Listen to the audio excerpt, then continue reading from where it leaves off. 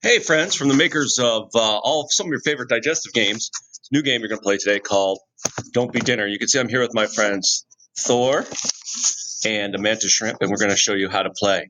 Now, each Big Cheese has this copy of the directions. What I'll do first is you will pause the video right now. Big Cheese will read through the directions. Okay, now that you're back, we'll show you. So if you read the directions, you see it's a card game. And it works best with at least 3 players, but you can play with really any number of players. It just gets more complicated. Okay, but 3 of us are going to play. And of course, the first direction was to deal out the cards. So each player should get 10 cards. 3, 4. All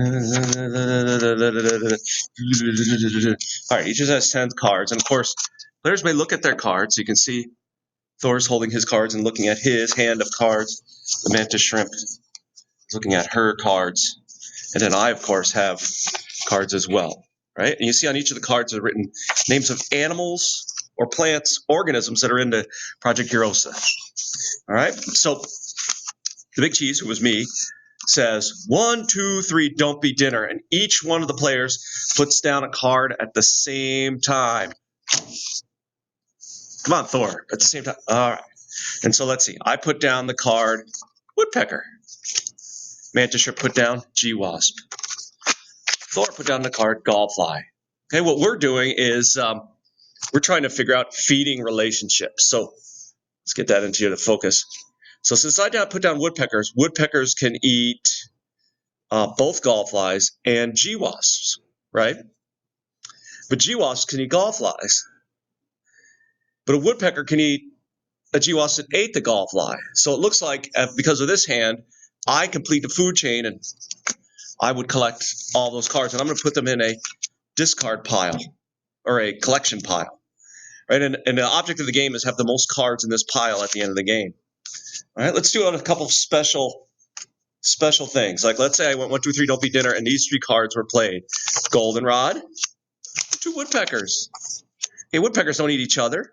Woodpeckers do not eat goldenrods. They only eat the insects. So since nobody can eat anybody, everybody keeps the card and puts it into their discard pile.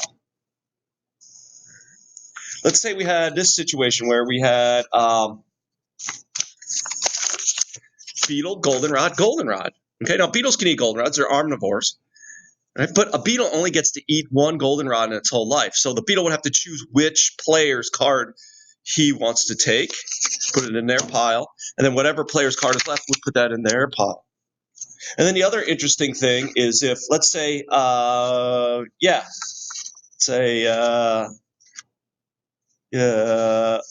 course I'm not going to find it. Yeah, okay. Let's say it's played like this. Beetle, gallfly. All right. Now, one of these beetles is going to eat the gallfly. In this case, the gallfly gets to choose which of the beetles to give its card to. Now, I'm looking at Thor already has more cards than mantis shrimp, so I'm going to give my gallfly card to the mantis shrimp. But Thor would get to keep his card. I mean, I still lose the card because I got eaten. All right. There's some weird exceptions, like birds, woodpeckers, chickadees. Chickadees can eat more than once, so like they might be able to eat 2 wasps, right? But like a beetle only gets to eat once, so if there's 2 wasps, the beetle would have to choose which one to eat. I mean, you'll work this out and you talk about it, and the purpose for playing the game is to when we open up galls to see in our lab which size gall has the most predators, we will you'll know who eats who almost instantly.